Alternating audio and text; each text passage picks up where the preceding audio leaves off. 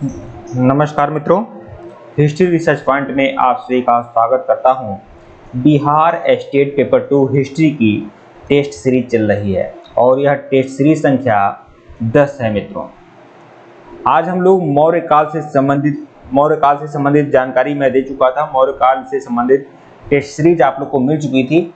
आज जो प्रश्न है वह चोल साम्राज्य से संबंधित प्रश्न है और आप जानते हैं कि आपके सिलेबस में चोल शासन के बारे में है कि चोल साम्राज्य से संबंधित चोल पांड्यचेर सब नहीं पढ़ना है, ओनली चोल के बारे में जानकारी है। ठीक है, तो चोल साम्राज्य से संबंधित कुल 35 क्वेश्चन की सीरीज लाया हूं और इतना मैं आप लोग को आश्वस्त करता हूं कि अगर 35 प्रश्न में से अगर 2 प्रश्न भी आया तो यहीं से आएगा और 4 प्रश्न भी आया तो यहीं से आएगा, मतलब जितना प्रश्न आएगा यहीं से आएगा। ध्यान रखिएगा आप लोग। आइए शुरुआत करते हैं। यह मास्टर वीडियो है, चोल साम्राज्य का मास्टर टेस्ट सीरीज है। ठीक है, हमारा ऑफिशियल व्हाट्सएप नंबर ऊपर दिया हुआ है, यहाँ पर देख रहे हैं हमारा ऑफिशियल व्हाट्सएप नंबर, यहाँ पर भी बता दे रहा हूँ। हमारा ऑफिशियल व्हाट्सएप नंबर है 8318397276। हमारा ऑफिशियल व्हाट्सएप नंबर है, ऊपर भी शो हो रहा है। ओनली 200 आप पेमेंट करेंगे, फोन पे, पेटीएम, गूगल पे, यही नंबर है। पेमेंट करके स्क्रीनशॉट भेजिएगा। बीएसईबी स्टेट पेपर 2 हिस्ट्री की कंप्लीट सीरीज आपको मिलेगी, कंप्लीट मटेरियल मिलेगा। इसमें आपको 5500 वन लाइनर सीरीज मिलेगा, 1375 एमसीक्यू मिलेगा, साथ ही साथ पेपर 2 हिस्ट्री का complete topic wise, syllabus wise सारा का सारा पीडीएफ आपको मिलेगा और जो भी पीडीएफ मटेरियल होगा वह रामबाण होगा। ध्यान में रखिएगा। इसके पहले का वीडियो अगर आप लोगों ने नहीं देखा है तो प्लेलिस्ट में जाइएगा, बीएसईबी स्टेट पेपर 2 हिस्ट्री के नाम से प्लेलिस्ट बनी हुई है, जाइए देखिए। आइए चोल साम्राज्य से संबंधित कुछ महत्वपूर्ण क्वेश्चंस को देख लेते हैं। 9वीं शताब्दी ईसा पूर्व में निम्नलिखित में से किसके द्वारा चोल साम्राज्य की नींव डाली गई थी? तो चोल साम्राज्य का संस्थापक कौन था, ये पूछ रहा है। तो विजयालय, चोल साम्राज्य का संस्थापक विजयालय ने की। इसकी स्थापना जो आरंभ में पल्लवों का एक सामंती सरदार था, मतलब चोल जो थे शुरुआत में पल्लवों के सामंत हुआ करते थे। इसने 850 ईस्वी में तंजौर को अपने अधिकार में कर लिया। इस समय पल्लवों और पांड्यों में निरंतर संघर्ष चल रहा था। पांड्यों की निर्बल स्थिति का लाभ उठाकर विजयालय ने तंजौर पर अधिकार कर लिया और वहां उसने दुर्गा देवी का मंदिर बनवाया। देखिए, जो दुर्गा जी का मंदिर था इसे निशुंभ सूदनी देवी का मंदिर कहते हैं। निशुंभ सूदनी देवी, देखिए निशुंभ सूदनी देवी का मंदिर। ठीक है, ये दुर्गा जी मंदिर है। लेकिन बोलता है, परीक्षा में आता है कि निशुंभ सूदनी देवी का मंदिर किसने बनवाया था? तो विजयालय ने बनवाया था। कहाँ बनवाया था? तंजौर में। ठीक है, तो विजयालय ने 850 ईस्वी में तंजौर पर अधिकार किया और 871 ईस्वी तक राज करता रहा। प्रश्न 2 देखिएगा, निम्नलिखित में से किस मंदिर परिसर में एक भारी भरकम नंदी की मूर्ति है जिसे भारत की विशालतम नंदी मूर्ति कहा जाता है? यह मंदिर जो है, यह मूर्ति जो है बृहदेश्वर मंदिर है में नंदी की मूर्ति है। इसे राजराजेश्वर मंदिर कहते हैं क्योंकि इसका निर्माण राजराज प्रथम ने कराया था। चोल स्थापत्य के कला के उत्कृष्ट नमूने तंजौर के शिव मंदिर हैं जो राजराजेश्वर या बृहदेश्वर मंदिर के नाम से प्रसिद्ध है। इसका निर्माण राजराज प्रथम के काल में हुआ था। भारत के मंदिरों में सबसे बड़ा और सबसे लंबा यह मंदिर द्रविड़ शैली का सर्वोच्च नमूना है। इसका विशाल प्रांगण जो है 500 × 250, मतलब 500 फीट और × 250 फीट के आकार का है। मंदिर के प्रवेश द्वार पर दोनों ओर 2 द्वारपालों, मतलब 2 द्वारपाल जय और विजय की मूर्ति लगी हुई है। इस मंदिर के बहिर्भाग में नंदी की विशाल एकाश्म मूर्ति, मतलब एक ही पत्थर से नंदी की मूर्ति बनाई गई है जिसे भारत की विशालतम नंदी की मूर्ति माना जाता है। प्रश्न 3 देखिएगा, तंजौर का बृहदेश्वर मंदिर निर्मित हुआ है किसके शासनकाल में? तो यह राजराज प्रथम के शासनकाल में। देखिए, बृहदेश्वर मंदिर को राजराजेश्वर मंदिर भी कहते हैं। प्रश्न 4 देखिएगा, चोलों का राज क्षेत्र फैला हुआ था। तो चोलों का जो राज क्षेत्र था वो फैला हुआ था कोरोमंडल तट या दक्कन के कुछ भाग तक। तो विकल्प डी जो है वो आपका सही है। कृष्णा और तुंगभद्रा नदियों से लेकर कुमारी अंतरीप तक का विस्तृत क्षेत्र तमिल प्रदेश का निर्माण करता है। इसमें कोरोमंडल तट एवं दक्कन के कुछ भाग जैसे उरैयूर, कावेरीपट्टनम, तंजौर आदि क्षेत्र चोलों के अधिकार में थे। मतलब कृष्णा तुंगभद्रा नदी से लेकर कुमारी अंतरीप तक का जो क्षेत्र था वह चोलों के अधिकार में था। चोलों की राजधानी जो थी वह क्या थी? तो चोलों की राजधानी थी तंजौर। प्रश्नगत विकल्प में चोलों की राजधानी तंजौर थी। इसके अतिरिक्त गंगैकोट चोलपुरम भी चोलों की राजधानी थी। संगम काल में चोलों की राजधानी उरैयूर थी। तो कई राजधानियां थी चोलों की। प्रश्न 6 देखिएगा, निम्नलिखित में से कौन चोल प्रशासन की विशेषता है? तो चोल प्रशासन की विशेषता क्या है? ग्राम स्वशासन की स्वायत्तता। ग्राम स्वशासन की स्वायत्तता चोल प्रशासन की विशेषता है। चोल शासन की सबसे उल्लेखनीय विशेषता यह असाधारण शक्ति तथा क्षमता है। यह स्वायत्त शासित ग्रामीण संस्थाओं के संचालन में परिलक्षित होती है। देखिए, चोल शासन से संबंधित अगर प्रश्न आता है तो स्थानीय स्वशासन, नौ सैनिक शक्ति और नटराज की मूर्ति, ये 3, 4, 5 ऐसे पॉइंट हैं जो बार बार चोल समाज से संबंधित पूछता है। ठीक है, वस्तुतः इस काल में स्वायत्त शासन पोत्या गांव में ही क्रियान्वित किया गया था। प्रश्न 7 देखिएगा, चोल काल किस लिए प्रसिद्ध था? तो चोल काल ग्राम पंचायत के लिए प्रसिद्ध था। विकल्प ए जो है आपका सही है। प्रश्न 8 देखिएगा, चोल युग प्रसिद्ध था निम्न के लिए? तो ग्रामीण सभाओं के लिए चोल युग प्रसिद्ध था। विकल्प बी जो है आपका सही है। प्रश्न 9, किस दक्षिण भारतीय राज्य में उत्तम ग्राम प्रशासन था? तो चोलों में। चोलों के काल में उत्तम ग्राम प्रशासन हुआ करता था। प्रश्न 10 देखिएगा, कुशल ग्रामीण प्रशासन के लिए प्रसिद्ध राजवंश था। तो कुशल ग्रामीण प्रशासन के लिए प्रसिद्ध राजवंश कौन सा था? तो वह था चोल राजवंश। प्रश्न 11 देखिएगा, कौन सा मध्यकालीन भारतीय साम्राज्य व्यापक स्तर पर स्थानीय स्वशासन के लिए प्रसिद्ध था? तो वह है चोल। बीपीएससी में यह प्रश्न पूछा गया है। प्रश्न 12 देखिएगा, चोलों के अधीन ग्राम प्रशासन के बहुत से ब्यौरे जिस शिलालेख में हैं वे है? तो वह उत्तर मेरू शिलालेख। उत्तर मेरू शिलालेख जो है वह चोल शासक परांतप प्रथम का है। उसमें इस बात के बारे में जानकारी है। चोलों के अधीन ग्राम प्रशासन में ग्राम सभा की कार्यकारिणी समितियों की कार्यप्रणाली का विस्तृत विवरण है। उत्तर मेरूर से हम प्राप्त लेखों के माध्यम से कर सकते हैं। मतलब उत्तर मेरूर जो है शिलालेख, यह अभिलेख जो मिला है यह परांतप फर्स्ट का है, जो चोल शासक था। इसके बारे में जानकारी यहाँ से मिलती है।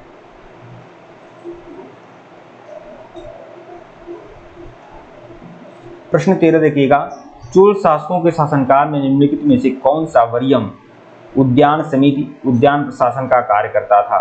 वरीयम का मतलब परिषद या समिति से मतलब है। तो कौन सा वरीयम उद्यान प्रशासन का काम संभालता था? तो टोट्टवरीयम। चोलकालीन गांवों की गतिविधियों की देखरेख एक कार्य समिति करती थी जिसे वरीयम कहा जाता था। उद्यान प्रशासन का कार्य करने वाली समिति टोट्टवरीयम कहलाती थी, जबकि संवत्सर वरीयम को वार्षिक समिति कहा जाता था। एरी वरीयम को तालाब समिति कहा जाता था। पूर्ण वरीयम को सोड़ समिति कहा जाता था। प्रश्न 14 देखिएगा, निम्नलिखित कथनों पर विचार करना है, तो विचार करिए। चोलों ने पांड्यों और चेर शासकों को पराजित कर प्रायद्वीपीय भारत पर प्रारंभिक मध्यकालीन समय में अपना प्रभुत्व स्थापित किया। यह बिल्कुल सही है। चोलों ने दक्षिण पूर्वी एशिया के शैलेंद्र साम्राज्य के विरुद्ध सैन्य चढ़ाई की और कुछ क्षेत्रों को जीता। यह भी सही है। तो 1 और 2 दोनों सही है। द्रविड़ देश में चोल स्थापत्य की स्थापना वस्तुतः परांतप फर्स्ट ने किया है। इसने मदुरा के पांड्य राजा को हराकर मदुरै कुंड। लेकिन द्रविड़ देश में चोल आधिपत्य की स्थापना वस्तुतः परांतप फर्स्ट ने किया है। इसने मदुरा के पांड्य राजा को हराकर मदुरै कुंड की उपाधि धारण किया है। तो मदुरै कुंड की उपाधि किसने धारण किया था? परांतप प्रथम ने। ठीक है, इसने मदुरा के पांड्य राजाओं को हराकर मदुरै कुंड की उपाधि धारण किया। राजराज फर्स्ट तंजौर अभिलेख के अनुसार सिंघल के राजा महेंद्र पंचम ने, देखिए राजराज फर्स्ट जो था वह श्रीलंका पर आक्रमण किया था। इसका पुत्र राजेंद्र प्रथम भी श्रीलंका पर आक्रमण किया था। तो राजराज फर्स्ट तंजौर अभिलेख के अनुसार राजराज फर्स्ट के बारे में है कि सिंघल के राजा महेंद्र पंचम ने पांड्य और चेर शासकों का एक संघ बनाया था जो चोल नरेश राजराज फर्स्ट के विरुद्ध था। इस संघ का भेदन करने के लिए राजराज फर्स्ट ने सबसे पहले चेर राज्य पर आक्रमण किया और कनरूर के मैदान में परास्त किया। राजराज फर्स्ट और उसके पुत्र राजेंद्र फर्स्ट ने दक्षिण पूर्वी एशिया के शैलेंद्र साम्राज्य के विरुद्ध सैन्य चढ़ाई की और कुछ क्षेत्रों को जीता था। प्रश्न 15 देखिएगा, चोल काल में निर्मित नटराज की काष्ठ प्रतिमाओं में देवाकृति प्रायः है। तो चतुर्भुज है। जो नटराज की मूर्ति है चोल कला की देन है। इसमें जो नटराज की मूर्ति है इसमें 4 भुजाएं हैं। चोल कलाकारों ने तक्षण कला में सफलता प्राप्त की थी।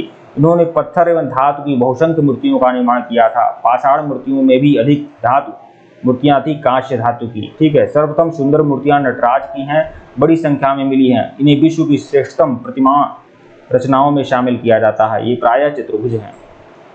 प्रश्न 16 देखिएगा, निम्नलिखित में से किसको दक्षिण भारत के विशेषकर चोल युग के स्थापत्यों की विश्व में श्रेष्ठतम प्रतिमा माना जाता है? तो नटराज की मूर्ति को, नटराज की मूर्ति को। विकल्प बी जो है आपका सही है। प्रश्न 17 देखिएगा, चोल शासकों के समय में बनी हुई प्रतिमाओं में सबसे अधिक विख्यात हुई है? तो सबसे अधिक विख्यात कौन सी हुई है? नटराज शिव की कांस्य प्रतिमा।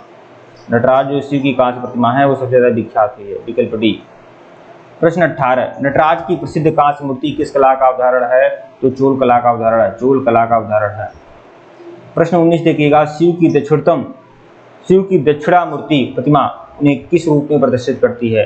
शिव की जो दक्षिणा मूर्ति प्रतिमा है वह किस रूप में प्रदर्शित करती है? तो एक शिक्षक के रूप में प्रदर्शित करती है। तो विकल्प ए जो है वो आपका सही है। शिव की दक्षिण मूर्ति प्रतिमा उन्हें गुरु के रूप में प्रदर्शित करती है। इस रूप में शिव अपने भक्तों के सभी प्रकार का ज्ञान प्रदान करते हुए माने गए हैं। इस रूप में शिव की दक्षिण दिशा में मुख किए हुए प्रतिमा स्थापित की गई है। ठीक है, शिव की जो प्रतिमा है दक्षिण मूर्ति वह दक्षिण की ओर भगवान शिव मुंह किए हुए हैं, इन्हें गुरु माना गया है। प्रश्न 20 देखिएगा, 72 व्यापारी चीन में किसके काल में भेजे गए थे? कुलोतुंग फर्स्ट के काल में भेजे गए थे। बहुत इंपॉर्टेंट है। चोल शासक कुलोतुंग फर्स्ट के शासनकाल में 1077 में 72 व्यापारियों का दूत मंडल चोल दूत मंडल चीन में गया था। प्रश्न 21, 1077 में भेजा गया था, कितना? 72 व्यापारियों का दल गया था। निम्नलिखित में से दक्षिण भारत का कौन सा राजवंश अपनी नौसैनिक शक्ति लिए विख्यात था? चोल। विकल्प जो है आपका सही है। चोल राजाओं ने विशाल संगठित सेना का निर्माण किया। चोलों के पास अश्व, गज, पैदल सैनिकों के साथ साथ एक अत्यंत शक्तिशाली नौसेना थी। इसी नौसैनिक सहायता से उन्होंने श्रीविजय, सिंघल, मालदीव आदि द्वीपों पर भी विजय प्राप्त की थी। ठीक है। प्रश्न 22 देखिएगा, निम्नलिखित राजवंशों में किसके शासक ने अपने शासनकाल में ही अपना उत्तराधिकारी घोषित कर देते थे? तो चोलों के शासन में, चोलों के शासनकाल में अपने उत्तराधिकारी घोषित कर दिया जाता था। चोलों के शासनकाल में प्राचीन हिंदू राजवंश के सभी सम्राट प्रायः अपने जीवन काल में ही युवराज का चुनाव कर लेते थे, जो उसके उत्तराधिकारी बनता था। यह प्रवृत्ति चोल वंश में सर्वाधिक दिखाई पड़ती थी। प्रश्न 23 देखिएगा, निम्नलिखित चोल शासकों में जिसने बंगाल की खाड़ी को चोल झील का स्वरूप प्रदान किया था? तो राजेंद्र प्रथम। विकल्प बी जो है आपका सही है। राजराज प्रथम की मृत्यु के बाद उसका योग्यतम पुत्र राजेंद्र प्रथम ने सम्राट बना। उसने अपने पिता की साम्राज्यवादी नीतियों को आगे बढ़ाया। राजेंद्र प्रथम का काल चोल शक्ति का चरमोत्कर्ष काल था। राजेंद्र प्रथम के बारे में कहा जाता है उसने बंगाल की खाड़ी को चोल झील का स्वरूप प्रदान किया था। 1077 में उसने संपूर्ण सिंघल द्वीप को जीत लिया था। वह सिंघल राजा महेंद्र पंचम को बंदी बनाकर चोल राज्य में लाया था। उसने पवित्र गंगा जल लाने के उद्देश्य से उत्तर पूर्वी भारत पर आक्रमण किया और पाल शासक महिपाल को पराजित किया। इस विजय के उपलक्ष्य में उसने गंगाकोट की उपाधि धारण की और गंगाकोट चोलपुरम नामक एक नई राजधानी स्थापित की। नवीन राजधानी के निकट ही उसने सिंचाई के लिए चोलगंगम नामक विशाल तालाब का निर्माण किया था। प्रश्न 24 देखिएगा, गंगाकोट चोलपुरम की स्थापना किसने किया है? तो राजेंद्र प्रथम ने किया है। विकल्प सी जो है आपका सही है। प्रश्न 25 देखिएगा, निम्नलिखित में से किस चोल शासक को चोलगंगम नामक बृहद कृत्रिम झील बनवाने का श्रेय दिया जाता है?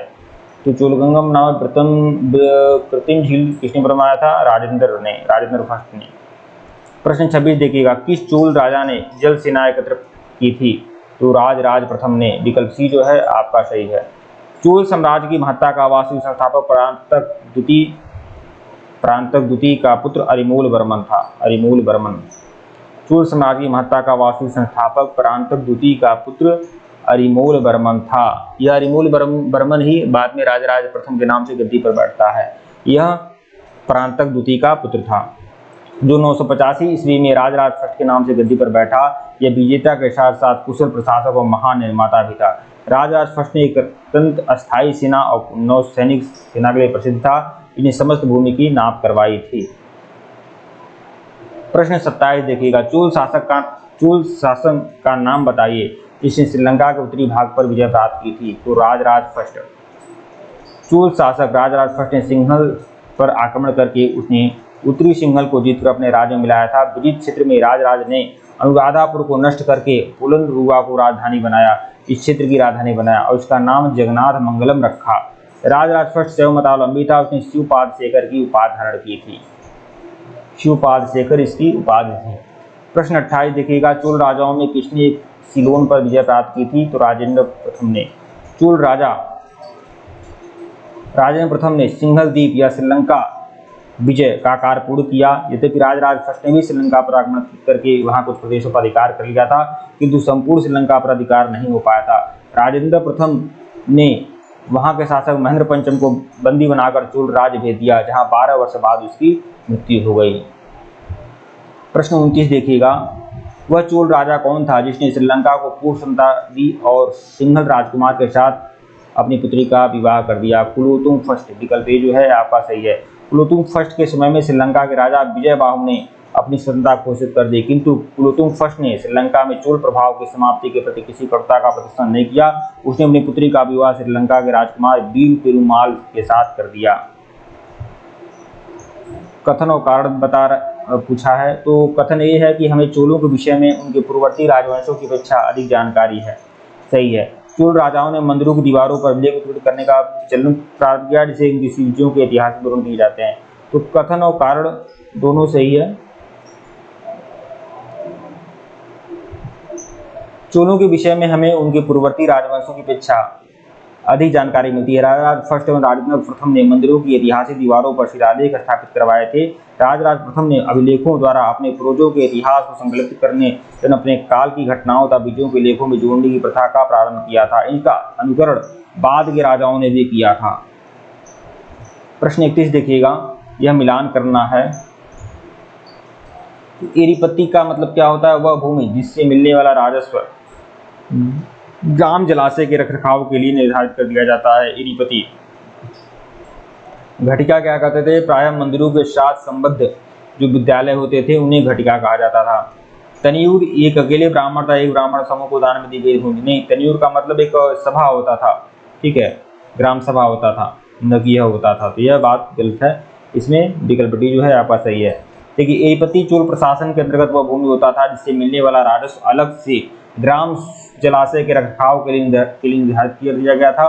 7वीं और 8वीं सदी में दक्षिण भारत में घटिका प्रायः मंदिरों के साथ संबद्ध विद्यालय थे। चोल कालीन स्थानीय स्वशासन में बड़े बड़े नगरों की अलग ग्राम संगठन गठित किए गए थे, जिन्हें तनियूर अथवा तुकर्रम कहा जाता था। प्रश्न 32 देखिएगा, निम्नलिखित में से कौन सी संस्था विदेशी व्यापार से संबंधित थी? तो नानादेशी एवं मणिग्रामम। सी और डी जो है आपका सही है।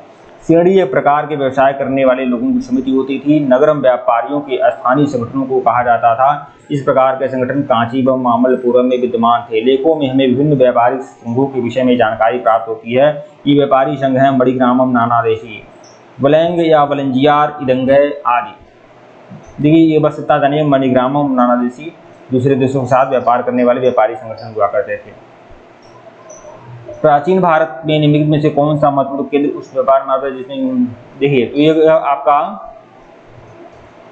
चोल तक आपको पढ़ना था। तो यह आपके कुल 35 क्वेश्चन थे, जो 32,